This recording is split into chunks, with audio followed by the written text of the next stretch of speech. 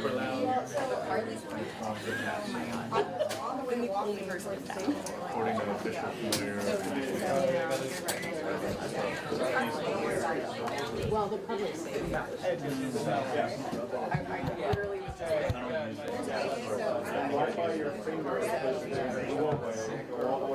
we didn't have everything yesterday, actually.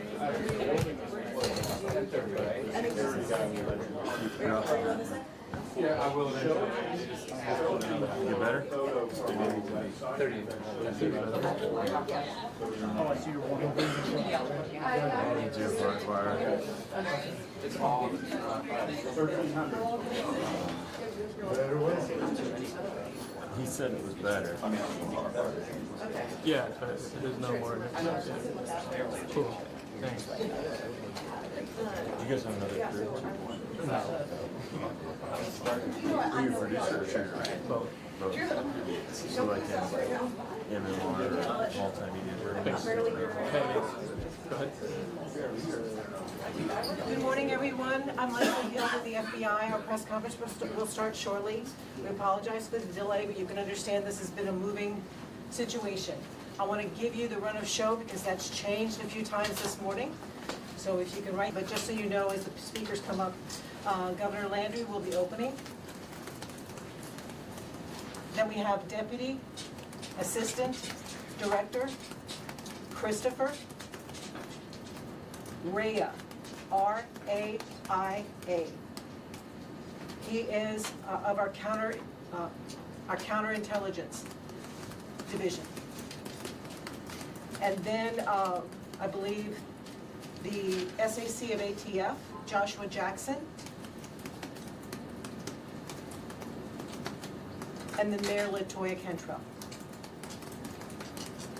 How do you spell Christopher?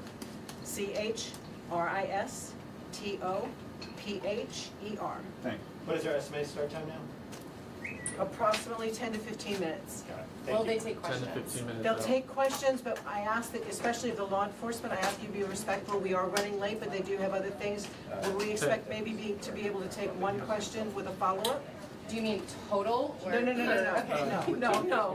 obviously not. And the Louisiana State Patrol, their director, he's not going to be. Louisiana State Police at this I'm sorry, point. State Police. No, the colonel at this point is not going to speak because we're trying to provide Okay, you the got it. people who have active roles right now in where this investigation is going. Thank you. Okay? Thank you. All right. Reyes with FBI. He's the Deputy Yeah, Assistant please. Director of Counterintelligence. Yeah. Yes, for the FBI. Thank you.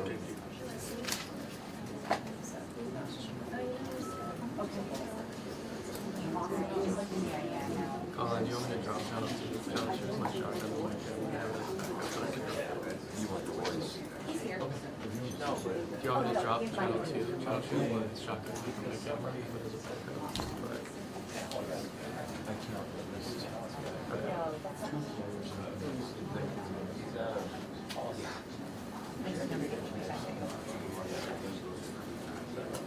Yeah, no, sorry.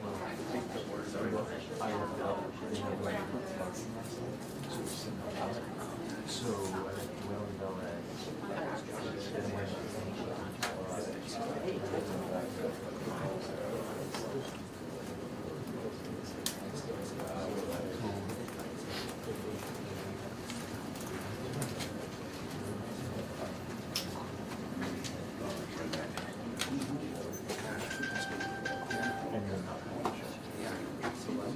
with a back.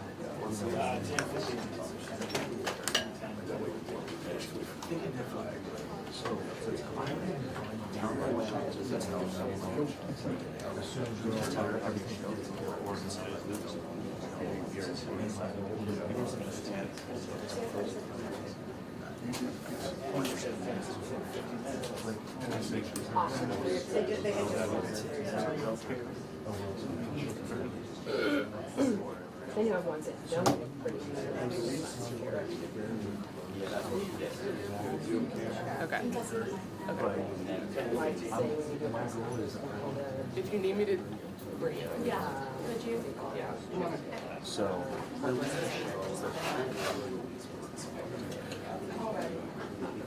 Thank you.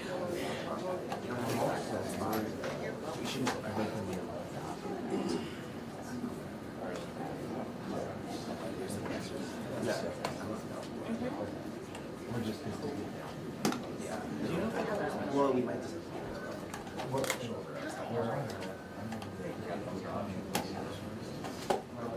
you can talk.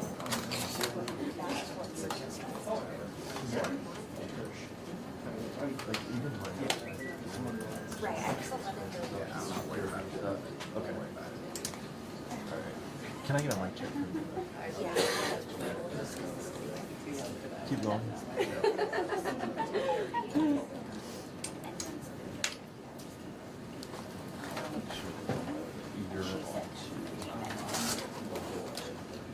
How much tape do I have? Thank you. 39 minutes. Let's clear some space off.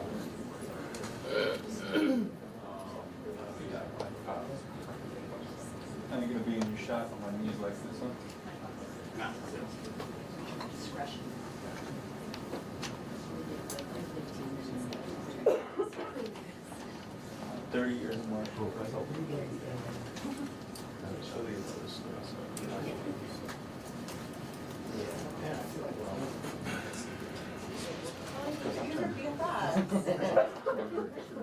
Oh shit, I'm trying to be nice. Oh, okay. Hey, just so you guys know, Brian's on channel 2. So if Anya wants to try to pop him up to, he gets a question, they can take it and then clean on 2. Otherwise, primary audio is on 1. Yeah, exactly. I would have never, yeah. Okay, thank you. I once talked to her. Mic check, mic check. Mic check, 1, 2, 1, 2. Mic check. Jeff, is it good? Okay.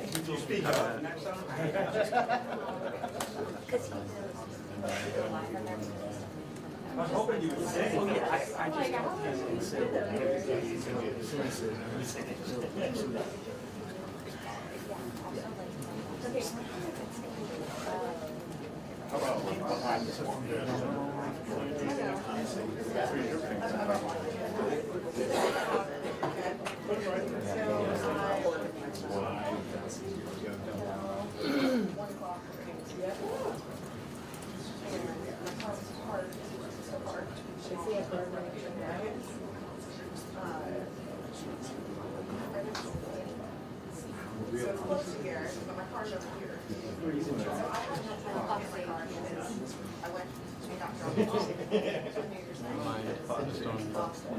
Oh, Y'all send a bunch of different ones, or is that just like?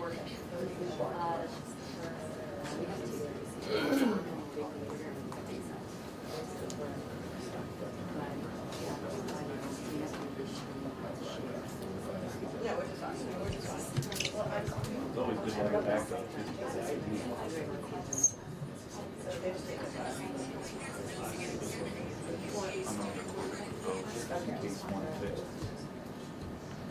I never trust her. up there and focus. So I kind of need someone to stand in. I don't know what it was. What's that? No. What's this? Yeah. I don't know. Tuesday night, this land, I would think he's gonna do TV down in front of the state. I'm just kicking myself that I was down there this morning. I was making my editor wanted to make calls, but I should have just gone down there to catch him when he came off the stand-up. But he was down there this morning. Yeah. I'm just thinking he would want it atmosphere to going in. Hello? Yeah. Yeah.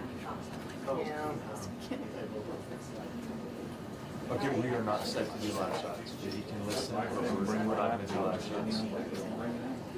Okay. I wasn't going to, and then I changed my mind. So the last time that the FBI had that thing about the weed, I asked them if I could bring anything, and they told me, yeah, bring whatever you want. And when I got to the door, Because they had been in the federal, anything, in here and the federal. no, in the FBI building. Yeah. So I just didn't bring anything.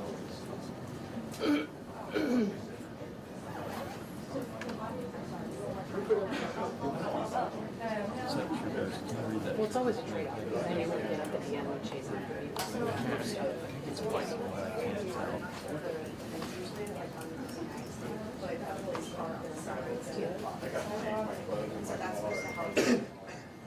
Young lady in the gray. Can you just stand there so we can get a focus? Thank you. Hello, everyone. I did get mistaken earlier for being part of the governor's office, but I'm not. Thank you so much. All right, thank you, everyone. That get me right.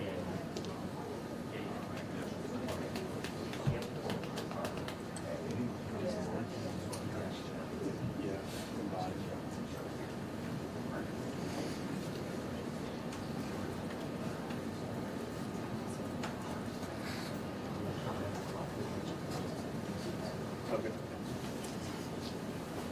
You are.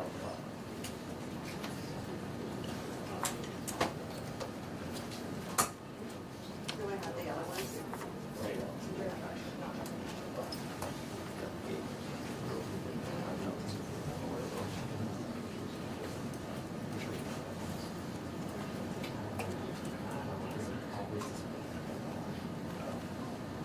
I didn't have white last night, so that's why I was kind of. Oh, you did?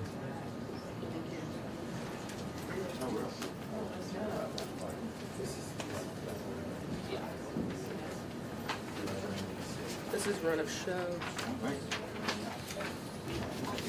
I haven't, I think they told us. Okay. It may have changed, but One, right? At least for the pronunciation. sticking together. Yeah.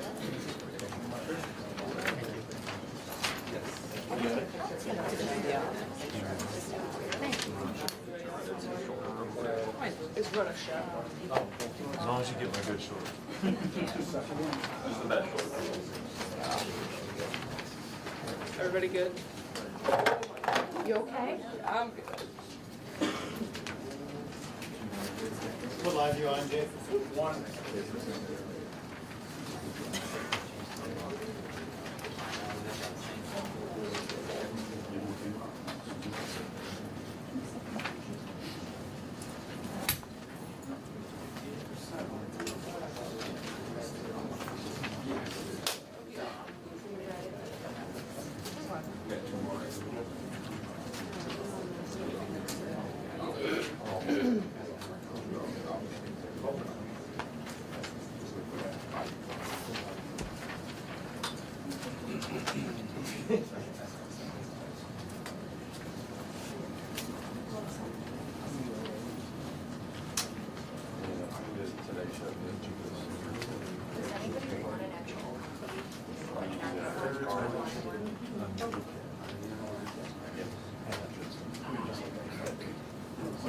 Ask away.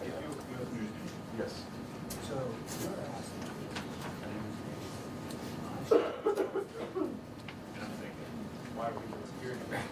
I have no idea what that's about.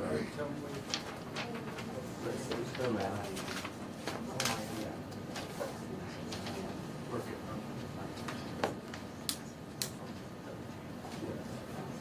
I have no idea. That's the best. Sorry.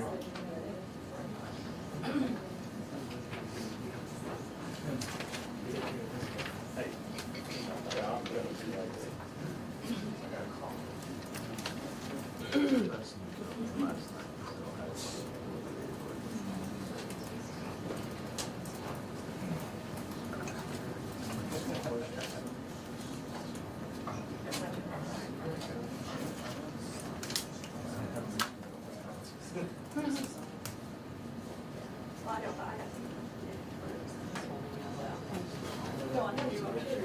The AG is supposed to be here. Did she tell you guys that thing she was saying last night? About that they should delay the opening? Or that they should delay the game, I'm sorry. Another day. Oh, okay. Yeah, she said they should delay it another day. It's like they should. Correct.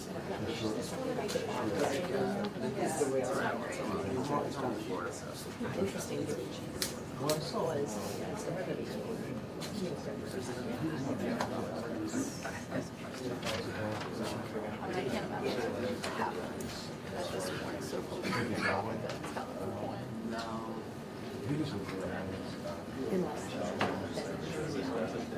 Fourth thing. Some, they've just been like saying things about him, but not saying anything about him. From what I saw.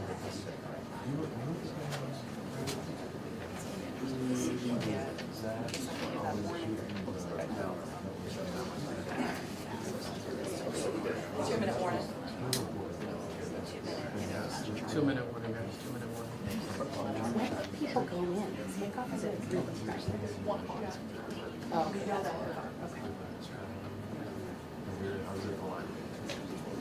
But I figured the IP or the officials were going before that. Probably. Yes. Traffic thing, yeah.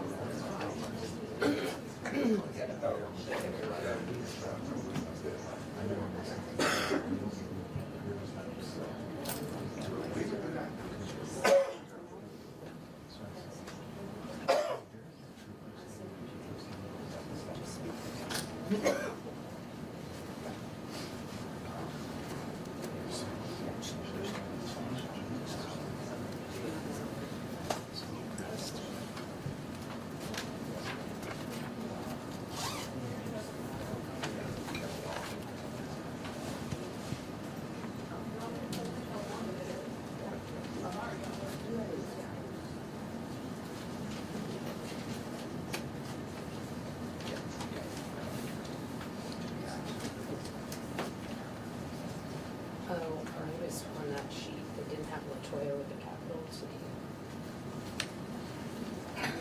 Different people.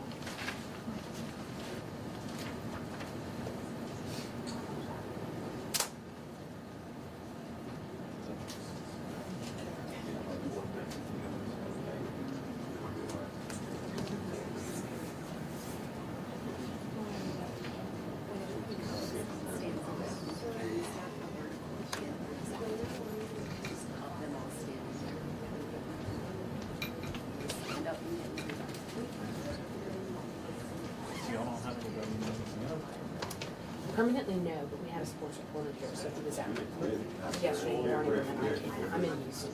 Yeah, I heard you. Yeah, I laughed because I said they were asking what my camera was. And I'm the only one left in the period. I was just like, yeah, yeah, how are you going to do your work? I said, well, playing, take a photo with my phone, take notes. Well, what they used to say in Texas was one riot, one religion. So in a pinch, everybody's got to be like that these days. It's not a pitch anymore.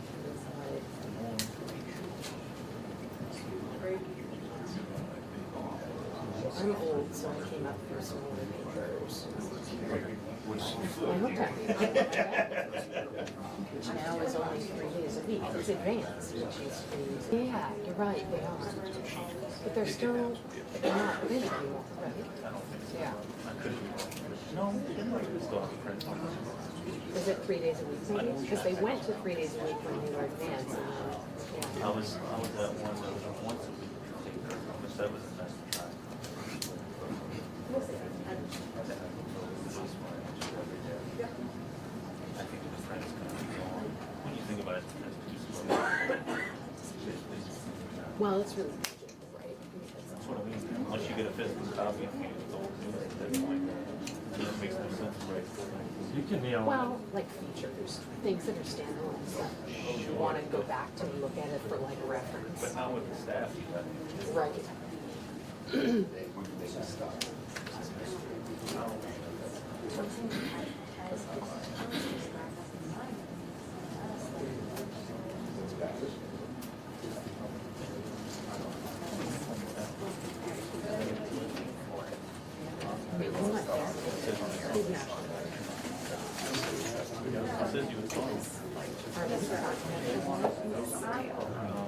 The black horse isn't bad. It's just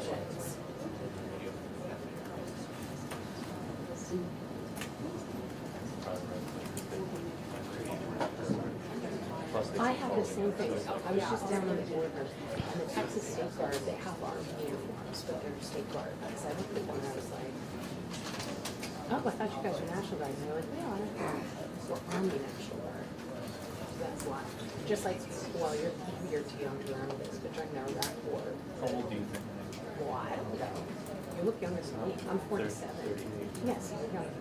But during the Iraq War, you'd have That Rogue One guard divisions deploying to Iraq. But they had army, they looked like army, but they were guard. I'm making a phone call screwed over. Yeah, I just signed up as a reserve to be like doing, you know, like disasters and like, here I am.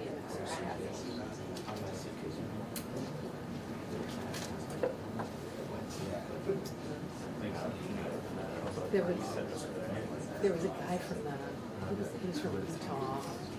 Here we go, guys. Here we go. Here we go. Right here.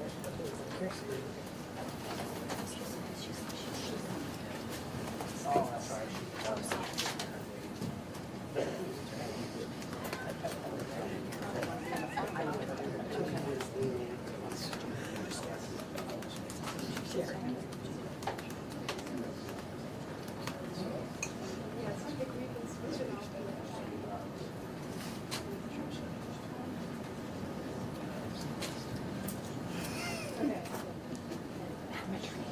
I'm Molly with the Washington Post. I'd love to talk to you afterwards. Will you be around?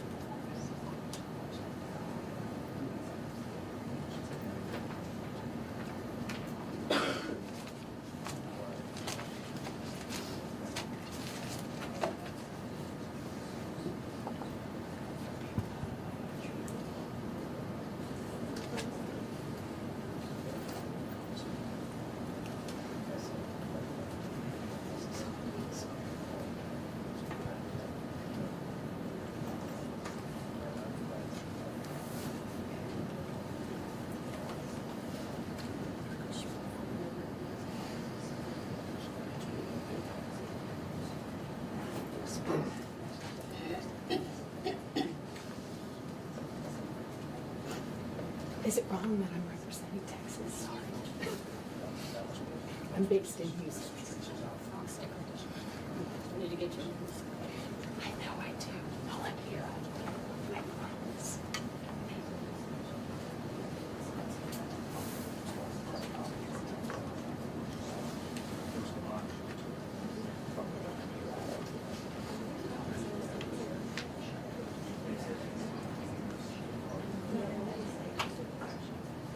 I was happy to see Texas is assisting in this investigation.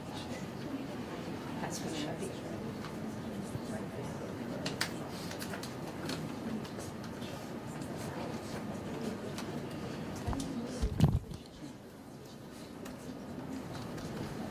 Okay. Keep an eye on Teams. Sorry about that, guys.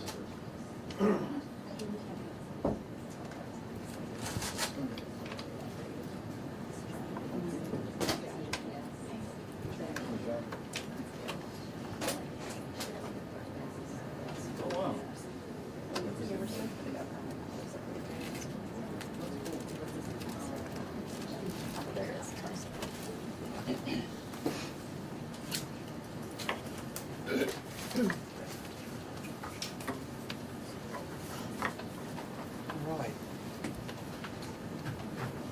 Y'all all ready? We good?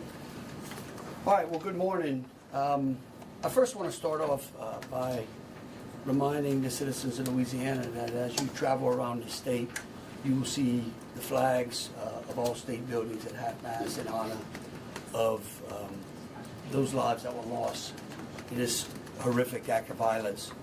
I also think that it's important to remember that what happened yesterday was akin to those who are old enough to remember jigsaw puzzles. And that you would take a 1,000-piece jigsaw puzzle and you empty the box and you've got to start sifting through those pieces. And you want to start, if you're real good, you start at the corners, right? Try to put your corners together.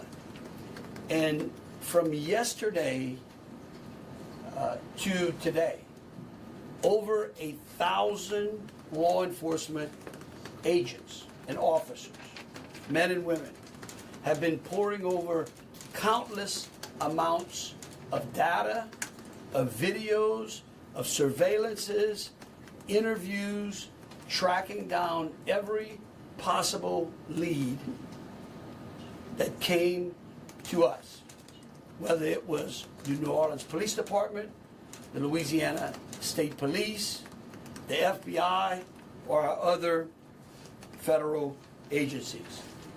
Also yesterday, I issued an emergency declaration.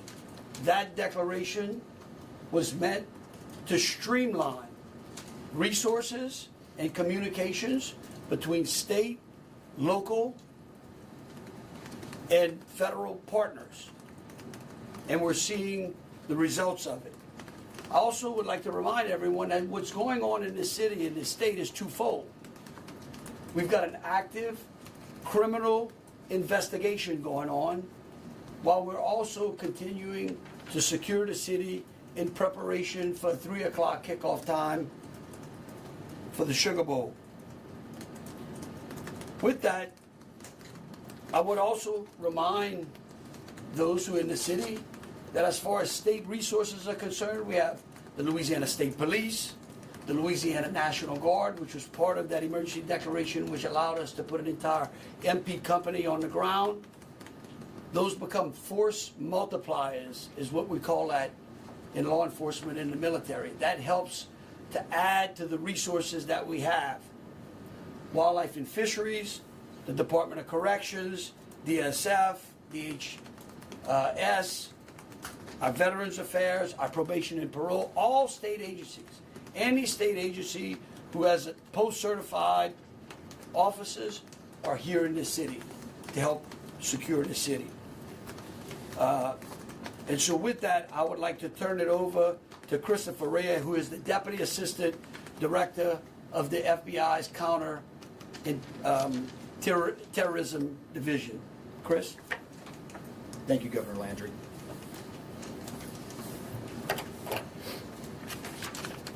Good morning. I am FBI Deputy Assistant Director Christopher Rea. I'm from our Counterterrorism Division at headquarters. I'm also joined by Assistant Special Agent in Charge Alethea Duncan from our New Orleans office, who you heard from yesterday. I'm here to discuss not only the latest investigative information we have here in New Orleans, but I'll also let you know about other investigative activities outside of the state. I first, and most importantly, want to send our deepest condolences to the victims of this horrific attack and their loved ones. 14 innocent victims were killed in this senseless attack, and at least 35 are injured. We cannot ease the grief people in this community and across the nation are feeling at this time, but rest assured, we stand with you and in support of you. All the resources, and I'm going to go into that a little bit later, all the resources of the FBI are being focused on tracking down every piece of evidence, every lead, every interview, every potential lead we've got. While I won't be able to answer all your questions today, my goal is to be as forthcoming as possible with you on what we've uncovered so far. First and foremost, let me be very clear about this point. This was an act of terrorism. It was premeditated and an evil act. This was obviously a critical incident, and with that, lots of information and tips come pouring in from law enforcement, first responders, and the public. We have been aggressively running down these tips and information. As you all know, that takes time, and we will continue to do so until every lead has been followed through on. This investigation is only a little more than 24 hours old. So I ask you to keep in mind that as I go through some of the specifics later. But at this point, currently, and this is another fact I want to be clear on, we do not assess at this point that anyone else involved in this attack except for Shamsuddin Jabbar, the subject you've already been briefed on. A little bit about what the FBI is doing. So we are surging people and assets to the area from across the region and across the nation. Special agents in multiple field offices across the country have been deployed and are assisting with potential aspects of this investigation and following up on every lead. Additional teams of special agents, professional staff, and victim specialists continue to arrive to provide more investigative power and assistance to the victims and their families. We have also forward deployed a number of our critical incident response group assets, including members of our hostage rescue team, special agent bomb technicians, and crisis management coordinators. In addition, we have deployed more evidence response technicians to continue to process the various scenes that we have. So far, we have received just over 400 tips from the public, and that information is being followed up on both here in New Orleans and across the country. Some of the tips are here in New Orleans, and there are other tips in other states across the country that we are following up on. The FBI team and our law enforcement partners here are also reviewing hundreds of hours of surveillance and other video from both the French Quarter and other locations. As for a timeline, at this point, investigators believe Jabbar picked up the rented F-150 in Houston, Texas on December 30th. He then drove from Houston to New Orleans on the evening of the 31st, and he posted several videos to an online platform proclaiming his support for ISIS. There were 5 videos posted on Jabbar's Facebook account, which are time-stamped beginning at 1:29 a.m. and the last at 3:02 a.m. In the first video, Jabbar explains he originally planned to harm his family and friends, but was concerned the news headlines would not focus on the, quote, war between the believers and the disbelievers, end quote. Additionally, he stated he had joined ISIS before this summer. He also provided a will and testament.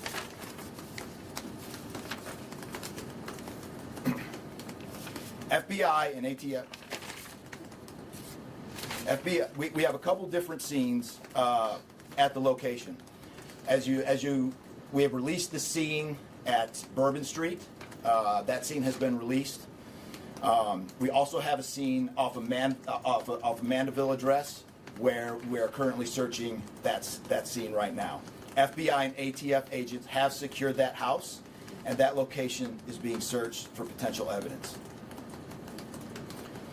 On New Year's morning, Jabbar opened fire after ramming through a blocked-off area of Bourbon Street, used his truck as a weapon to run over the victims. Teams of specially trained victim specialists, again, as I said, are on the ground here in New Orleans, assisting survivors of the attack and loved ones of the deceased. We do not believe the public is in any danger around any of these locations. 3 phones linked to Jabbar have been recovered, and digital media exploitation is a priority to see what is on the devices and determine if there are any other potential leads. Additionally, we have recovered 2 laptops and are currently reviewing them for any potential leads. Those laptops were recovered at the Mandeville address. Evidence technicians will also be going over the F-150 truck Jabbar was driving. As you know, we recovered an ISIS flag from the back of the vehicle. Jabbar declared his support for the terrorist group on social media, as I stated before, as he made his way to New Orleans. FBI bomb technicians also recovered 2 IEDs in coolers, one from the cross-section of Bourbon and Orleans Street, and the second at an intersection approximately 2 blocks away. There were multiple reports of other devices. Those reports turned out to be misinformation or not actual functioning devices. Those are the only 2 devices that we've been able to recover that were functional. Both devices were rendered safe on scene. We did obtain surveillance footage showing Jabbar placing the devices where they were found. Two other, as I said before, 2 other items of interest were determined not to be IEDs. A little bit about Jabbar. Jabbar himself was born in the United States and is a U.S. military veteran. We are looking in everything in his life. While we have interviewed many people who know Jabbar, we still need to talk to others. Whether you know Jabbar personally, worked with him, served in the military, or saw him in New Orleans or Texas, we need to talk to you. You may not think you have relevant information, but what you know could tie in to one of our investigative leads. Specifically, we want to talk to anyone who was in the French Quarter on New Year's Eve or early on New Year's Day. That includes people spotted near one of the 2 IEDs on Bourbon Street. The IED was inside a cooler, and many people stopped and looked at the cooler and then continued on their way. Let's be clear, again, we do not believe at this point these people are involved in this incident in any way. We want to speak to them as witnesses and want to know what they saw and when. I went down to the crime scene last night. It is very hard to put into words what it looked like and how difficult it was to see. Anyone with information can call us at 1-800-CALL-FBI or send digital tips to fbi.gov/Bourbon Street attack. Early this morning, evidence response teams finished their work at the crime scene. Bourbon Street has been turned over to the city of New Orleans. As you know, there's also an FBI investigation in Las Vegas. We are following up on all potential leads and not ruling everything out. However, at this point, there is no definitive link between the attack here in New Orleans and the one in Las Vegas. And again, I'll preface, as I close, I'll preface everything with what I started with in the beginning, which was this is very early in an investigation like this. Again, our thoughts and prayers are with the victims of this tragedy and everyone impacted across the country. They remain at the heart of our investigation. I also, although I've only been on the ground here a short time, I also want to express a sincere appreciation for our partners here, which include the U.S. Attorney's Office, HSI, ATF, the New Orleans PD, the Louisiana State Police, the Governor's Office, and countless others. At this point, I'm going to turn it over to the Special Agent in charge of ATF here, Josh Jackson.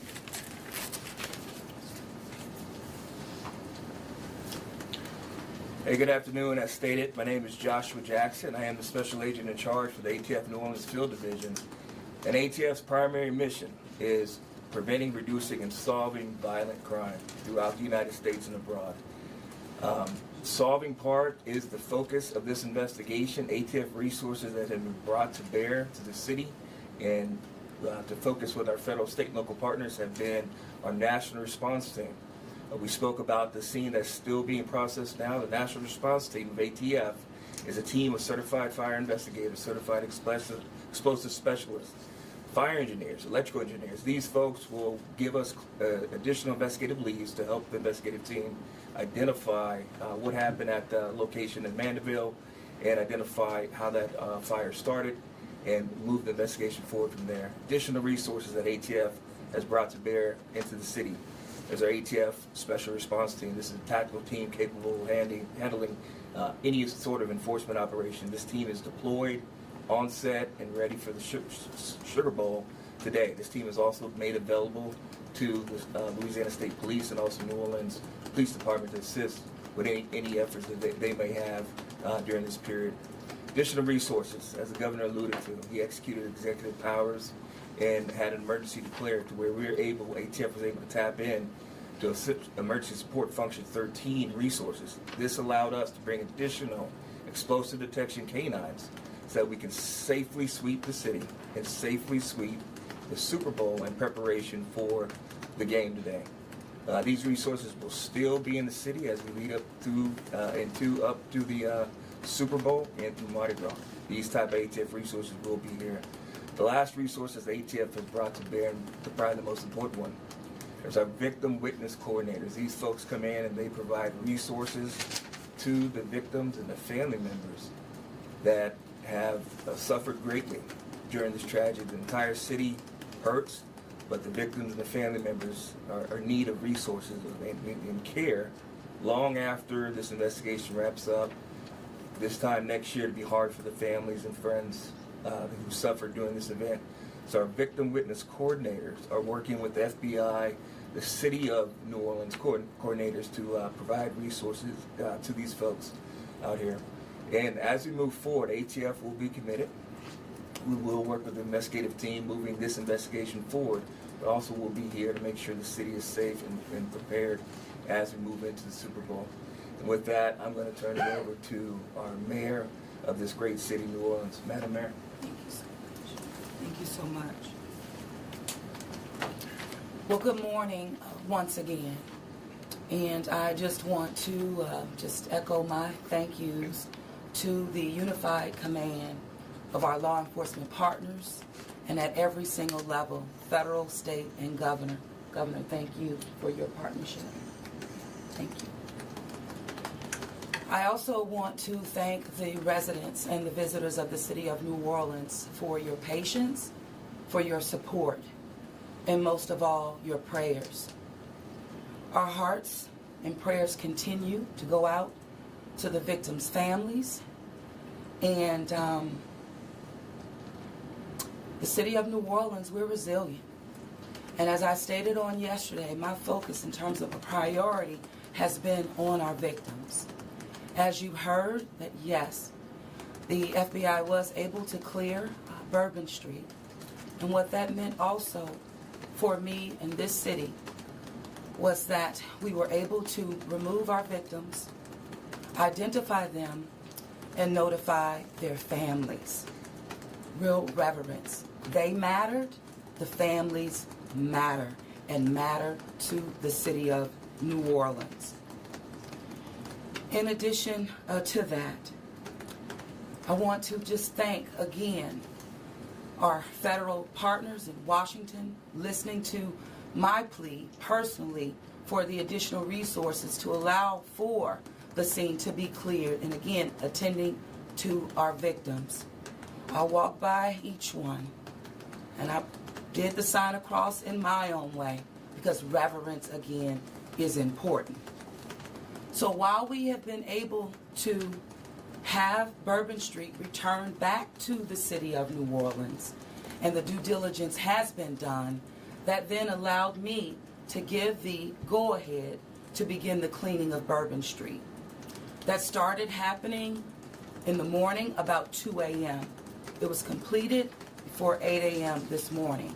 But that has really set the tone, I would say, and with the confidence that I have in the law enforcement partners, all of the resources that have been activated, how we have made sure that safety continues to be our top priority, how our assets have been deployed strategically, again, for the safety and the protection of our visitors and our residents in the city. And because of that, the confidence is there to reopen Bourbon Street to the public prior to game time today. The first order will be to allow for vendors to come in and service the businesses. That's important in order for us to stand up activation, as you know, Governor. And so with that, I want to reassure the public that the city of New Orleans is not only ready for game day today, but we're ready to continue to host large-scale events in our city because we are built to host at every single turn. I want to, again, thank all of those who responded to the FBI's call for information and tips. As you heard, that has been useful. Continue to do that. The investigation is still active and absolutely under the FBI's leadership. We will continue to operate and cooperate as we always have. So I want to also thank all of our partners for the added resources for victim and crisis management. We know that that's, again, important. Working with our partner, the Greater New Orleans Foundation, we have set up a fund for our victims' families for not only today but into the future. As you heard, this is going to be a long process for our people. So with that, the city of New Orleans, and with all of my confidence, we are ready. And we could not get here, again, without the unified presence, support, and cooperation. We are stronger together. And I want to say, again, thank you so much. Thank you, Governor. So once again, the Governor would like me to reiterate that Bourbon Street will be prepared for full activation before game time today. We know 3 p.m., so we're working towards 2:30 p.m. But prior to game time, the kickoff, Bourbon Street will be restored. So we're hard at work now. Our teams are now, and of course, working with our business community to serve our public and serve our residents and our visitors alike. Okay. In closing, I want to rest people assured that right now in the city of New Orleans, there's an unprecedented amount of law enforcement resources that are being utilized to close out and to hunt down and to finalize this investigation. I want to thank the FBI and all of our federal partners for the amount of resources they have poured into the city. This type of event can happen in any city. And that's the tragedy of it. And I think it's important for people to understand that to protect our citizens in America from evil, you have to crush it. You can't go out there and placate it. You can't go out there and say, oh, I'm going to put this in place and that in place and hope that evil doesn't show up on your doorstep, because it will. You have to crush it. And that's what we're going to do here. We're going to put it all behind us. We're going to continue to keep the victims, those that are in the hospital, either fighting for their lives or trying to recover, in our thoughts and in our prayers. But you know, this morning, and I don't want to single out just one news source, but I just happened to turn on Fox and Friends, and there was a young man who was interviewed, who was actually on Bourbon Street during this horrific act of terrorism. And they closed out by asking him, what now? And I think he summed it up. He said, look, we can't live in fear, because fear will paralyze us. He said, we come down to the city to enjoy ourselves and to entertain ourselves and to be with our friends and with our families, because that's who we are. Louisiana invented hospitality. The people in this city care for each other. And believe you me, we care about each one of the lives that were lost in the city of that. We will never forget them. But it would be a tragedy if we let their losses be snuffed out because of fear. This city will be back. We will be open to family and friends and loved ones who want some time to relax from the pressures of life. And so today, we're going to have us a sugar bowl. We're going to enjoy ourselves. We're going to keep those again, who have lost loved ones in mine, and we're going to get on to the business of this city and this great country. With that, I'll take any questions. Governor, this is for you and the Assistant Director. The message has really changed since yesterday. Yesterday, the FBI said that people should be vigilant, that he did not act alone, that he likely had help, and now you're coming out the very next day and saying he was a lone wolf, everything is safe, the game moves on, everybody have a good time. How can you be so sure just 12 hours later? Well, we're going to bring him up.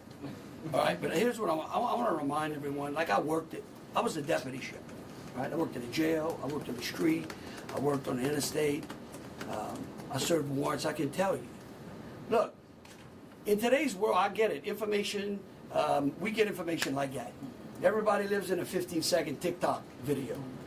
We think that life operates like it does on our phones, and it just doesn't. Information changes. In fact, that's why we ask the media for patience. We get information, like I said, no one dumps a 1,000-piece jigsaw puzzle and puts it together in 5 seconds. Okay? And what I would tell you is that I appreciate the fact that what we did was we're under-promising and over-delivering today. And I think that's important. And I want to remind something. Look, because over the last decade, law enforcement has taken it on the chin, unfairly. And there are great men and women serving in the FBI, in ATF, in Louisiana State Police, in New Orleans PD. Our sheriffs have been unbelievable in this. And I tell you, they want to protect you all. And we have to trust them. And sometimes the information we put out, we end up finding out that it may be incorrect. But guess what? What we're doing here is something that I think is important. It's called transparency. And look, something may change again. Here's what I do know, though. Right now, this is one of the safest places on earth. That doesn't mean that nothing can't happen. Thank you, Governor. And to echo exactly, I think the Governor put it eloquently, as could be said. In a lot of these instances, I also had the opportunity to play Boss Bomb, and I will tell you this is almost carbon copy to Boss Bomb as far as the inaccurate reporting that comes up. And what the Governor said is we want to be transparent with the public. Years of the FBI not being transparent, we're being as transparent as we possibly can. And unfortunately, as we're being transparent, unfortunately for that, there is some information that we have to go back and recorrect. And in this particular incident, you heard the resources that we brought, that the other state and locals have brought. We've had 24 hours now to go through media, to go through phones, to interview people, to analyze those videos, analyze other databases. And after all of that, there's been hundreds and hundreds of leads done just in 24 hours. We're confident at this point that there is no accomplices. And I'll give you an idea of how that information sometimes, a lot of the early reports came out that there were extra people that were setting the coolers down, right? It turns out those were just patrons on the street that were looking inside the coolers, right? We didn't know that at first. We had to kind of track all that down and put that to rest. So that's just an example, one of the pieces of information, but there were other pieces of information that after we got our feet under us a little bit and on the ground here, we were able to put together a much more accurate picture of the subject and his attention. Just one follow-up. What's the suspect the updated death toll, we just wanted to double check that. Yes. So 14, not 15? Sorry, sir. 14, and then the shooter himself would be 15 total, to include the shooter. And to clarify, Was the terrorist wearing a the suicide vest? That's my follow-up. were the IEDs pipe bombs, and have you discovered a remote detonator anywhere? And when you said that you have surveillance footage of the suspect planting those IEDs, what time roughly were they planted? Yeah, those roughly a couple hours. I don't have the exact times in front of me. A couple hours prior to the attack. Before midnight, to after attack. you know? Probably after midnight. After midnight. I want to say 1 or 2 in the morning, So but I he can't. left the area and came back. Correct. That's our assumption now. I mean, we still have a lot to work through. We're getting more surveillance video and everything else, but that's the assumption. Was he wearing a suicide vest? Were there sweeps being done on Bourbon Street? Would there have been canines out on New Year's Eve? Would there have been bomb sweeps done? Look, I as part of think, the regular precautions. let me just say this, and either Joe or Rob will correct me. Look, a bomb dog doesn't operate like a drug dog, right? on Bourbon Street, there's a lot of senses, right? A lot of smells. I don't think you can run a bomb dog down Bourbon Street with thousands of people there and be able to sniff out a bomb. What we've been doing, what they have been doing, it's certainly a complete sweep of the quarter because of the limited amount of traffic that's been out there.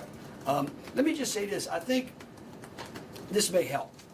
It would be my hope that as some additional time goes through, maybe closer to maybe the beginning of next week, we will, if we've got it to what extent buttoned up as we could, I would work with the FBI and the city, and maybe we can come up with a timeline to be able to get you those informations, kind of walk everyone through from day one through. I think it's extremely premature, and you're really putting us on some speculative grounds to ask some of those questions, because again, it's only been 24 hours. I mean, can you imagine how far we've come in 24 hours? So, just clarify if there was pipe bombs and a remote detonator. Was he wearing the Pipe pipe bombs and a remote detonator. What is being done to make Bourbon Street safer tonight than it was New Year's Eve? Are temporary bollards being brought in to block off the street, and why weren't those used on New Year's Eve? Well, look, here's what I'm going to say. Every time some bad guy does something like this, there's what we call an after-action review. Because again, nothing is 100%. We have reinforced the area. We have deployed some additional types of assets. I personally think it's up to the city or other. I don't like to give specifics because I don't like to tell the enemy what we got. But I can tell you we're in better shape than we were before.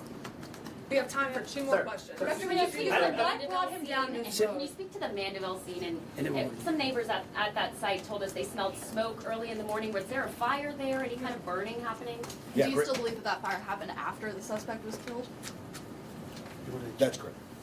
Yeah, I'll move to 18. I do want to address the suicide vest question. I want to kill that one right away. Okay. There was no evidence that the subject was wearing a suicide vest at all. So I will turn the Mandeville stuff over to ATF. Yeah, as to the fire at the Mandeville scene, so our working theory now is that the fire started after Jabbar was already deceased.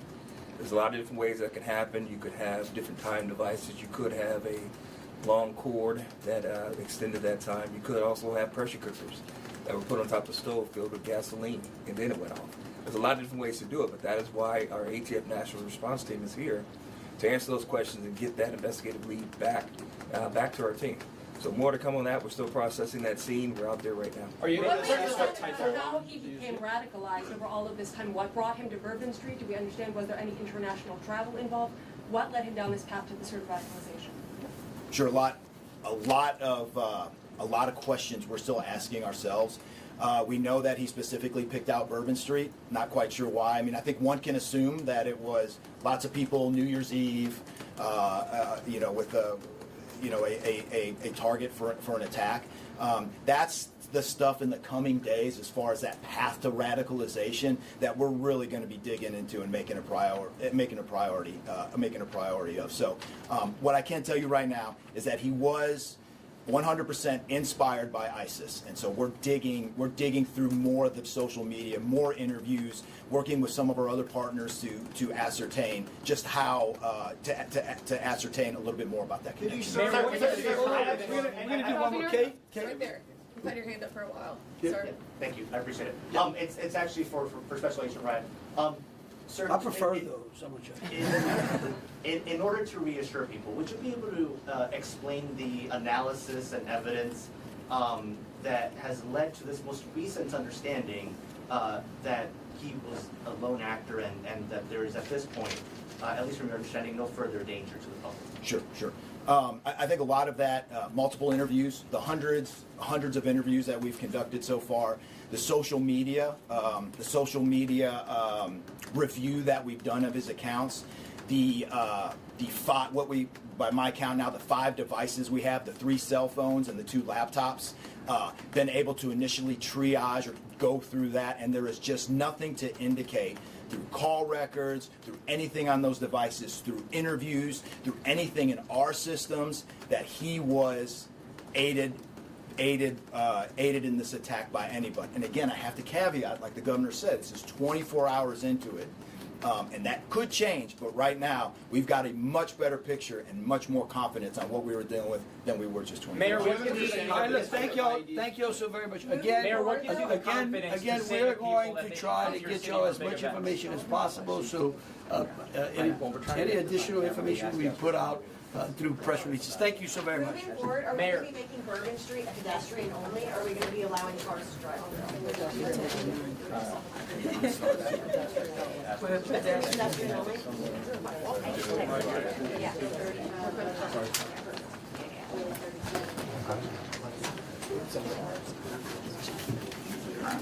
No, you good?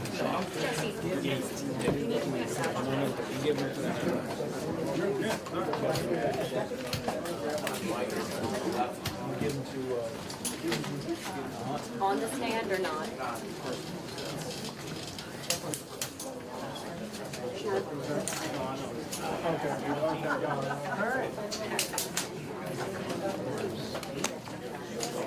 Okay.